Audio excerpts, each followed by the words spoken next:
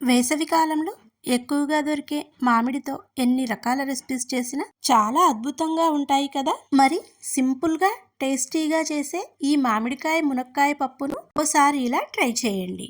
ముందుగా కుక్కర్లోకి 1 కప్పు కందిపప్పును తీసుకుని శుభ్రంగా కడిగి 4 కప్పుల వాటర్ని యాడ్ చేసుకుని 1 గంట పాటు నాననివ్వండి.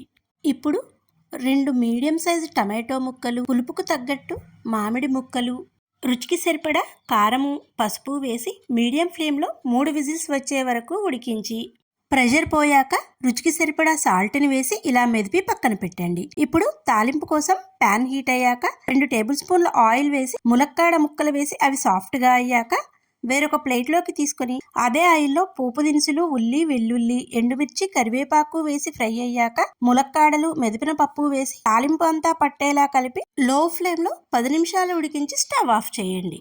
కమ్మని రుచితో పప్పు రెడీ.